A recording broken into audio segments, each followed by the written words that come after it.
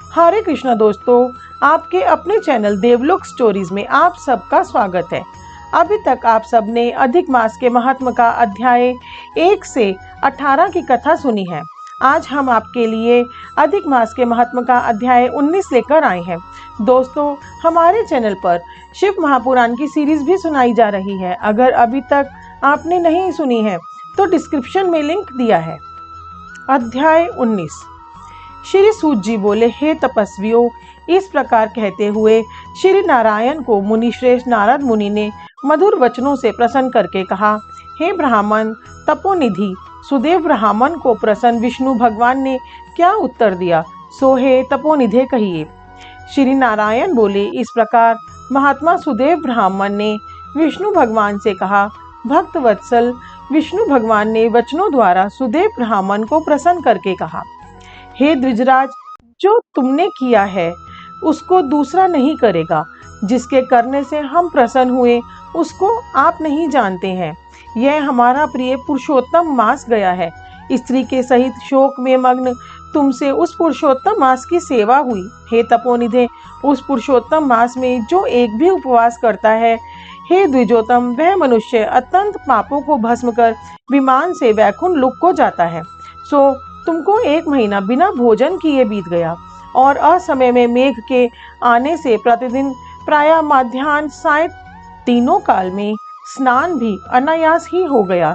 हे तपोधन, तुमको 1 महीना तक मेघ के जल से स्नान मिला और उतने ही अखंडित उपवास भी हो गए। शोक रूपी समुद्र में मग्न होने के कारण ज्ञान से शक्ति से हीन तुमको अज्ञान से पुरुषोत्तम का सेवन हुआ। तुम्हारे इस साधन का तौल कौन कर सकता है। तराजू के एक तरफ पलड़े में वेद से कहे हुए जितने साधन हैं उन सबको रखकर और दूसरी तरफ पुरुषोत्तम को रखकर देवताओं के सामने ब्रह्मा ने तोलन किया और सब हल्के हो गए। पुरुषोत्तम भारी हो गया। इसीलिए भूमि के रहने वाले लोगों से पुरुषोत्तम का पूजन किया जाता है। हे तपोधन, यद्यपि पुरुषोत्तम मास सर्वत्र है, फिर भी इस पृथ्वी लोक में पूजन करने से फल देने वाला कहा है। इससे हे वत्स, इस समय आप सब तरह से धन्य हैं, क्योंकि आपने इस पुरुषोत्तम मास में उग्र तथा परम दारुण तप को किया। मनुष्य शरीर को प्राप्त कर जो लोग श्री पुरुषोत्तम मास में स्नान दान आदि से रहित रहते हैं, वे लोग जन्म जन्मांतर में दरिद्र होते हैं। इसीलिए जो इस तरह से हमारे प्रिय पुरुषोत्तम मास का सेवन करता है, वह मनुष्य हमारा प्रिय, धन्य और भाग्यवान होता है। श्री नारायण बोले, हे मुने, जगदीश्वर हरि भगवान इस प्रकार कहकर गरुड़ जी पर सवार होकर शुद्ध वैकुंठ भवन की शीघ्र चले गए। सपत्नीक सुदेव शर्मा पुरुषोत्तम मास के सेवन से मृत्यु से उठे हुए सुखदेव पुत्र को देखकर अत्यंत दिन रात प्रसन्न होने लगे।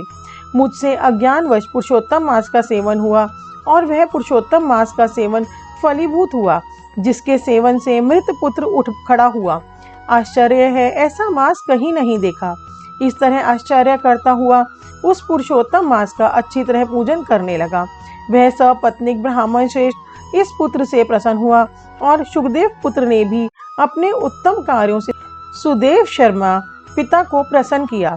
सुदेव शर्मा ने पुरुषोत्तम मास की प्रशंसा की तथा आदर के साथ श्री विष्णु भगवान की पूजा की और कर्म मार्ग से होने वाले फलों में इच्छा का त्याग कर एक भक्ति मार्ग में ही प्रेम रखा। श्रेष्ठ पुरुषोत्तम मास को समस्त दुखों का नाश करने वाला जानकर उस मास के आने पर स्त्री के साथ जप हवन आदि से श्री हरु भगवान का सेवन करने लगा। वह सपत्नीक श्रेष्ठ ब्राह्मण निरंतर 1000 वर्ष तक संसार के समस्त विषयों का उपयोग कर विष्णु भगवान के उत्तम लोक को प्राप्त हुआ, जो योगियों को भी दुष्प्राप्य है। फिर यज्ञ करने वालों को कहाँ से प्राप्त हो सकता है। जहाँ जाकर विष्णु भगवान के सन्निकट वास करते हुए शोक के भागी नहीं होते हैं, वहाँ पर होने वाले सुखों को भोग कर गौतमी तथा सुदेव शर्मा दोनों स्त्री पुरुष इस पृथ्वी में आए। वहीं तुम सुदेव शर्मा इस समय दृंधनवा नाम से प्रसिद्ध पृथ्वी के राजा हुए। पुरुषोत्तम नाम के सेवन से समस्त रिद्धियों के भोक्ता हुए। हे राजन, यह आपकी पूर्व जन्म की पति देवता गौतमी ही पटरानी है। हे भूपाल, जो आपने मुझसे पूछा था सो सब मैंने कहा। और शुक पक्षी जो पूर्व जन्म में जो पुत्र सुखदेव नाम से प्रसिद्ध थे और हरि भगवान ने जिसको जिलाया था, वह 12,000 वर्ष तक आयु भोग कर बैकुंठ को गया। वहां वन के तालाब के समीप वट वृक्ष पर बैठकर पूर्व जन्म के पिता तुमको आए हुए देखकर मेरे हितों के उपदेश करने वाले प्रत्यक्ष मेरे दैवत विषय रूपी सर्प से दूषित संसार सागर में मग्न इस प्रकार पिता को देखकर और अत्यंत कृपा से युक्त वह शुक पक्षी विचार करने लगा कि यदि मैं इस राजा को ज्ञान का उपदेश नहीं करता हूँ तो मेरा बंधन होता है। जो पुत्र अपने पिता को पुन्नाक नरक से रक्षा करता है वही पुत्र है। आज मेरा यह श्रुति के अर्थ का ज्ञान भी वृथा हो जाएगा, इसलिए अपने पूर्व जन्म के पिता का उपकार करूंगा। हे राजन दिनधनवा, इस तरह निश्चय करके वह शुक पक्षी वचन बोला। हे पाप रहित राजन, जो आपने पूछा सो यह सब मैंने कहा। अब इसके बाद पाप नाशिनी सरयू नदी को जाऊंगा। श्री नारायण बोले। इस प्रकार बहुत समय तक उस प्रसिद्ध यशस्वी राजा दिनधनवा के पूर्व जन्म का चरित्र कहकर जाते हुए वाल्मीकि मुनि की प्रार्थना पर असंख्य पुण्यवान राजाओं का राजा वाल्मीकि मुनि को नमस्कार करता हुआ कुछ बोला। 19वां अध्याय समाप्त हुआ। दोस्तों, नेक्स्ट पार्ट में हम अध्याय 20 की कथा लाएंगे। हमारे साथ बने रहने के लिए आपके अपने चैनल देवलोक स्टोरीज को सब्सक्राइब कीजिए। कमेंट बॉक्स में हरे कृष्णा लिखना ना भूलें। अगर आपको हमारी ये कथा अच्छी लग रही है तो अंत तक बने रहें। इस कथा के 30 अध्याय हैं, तो आप 30 दिनों तक इस पूरे अधिक मास में इसको रोज सुने। हमें इतना प्यार और सहयोग देने के लिए आप सबका बहुत बहुत धन्यवाद।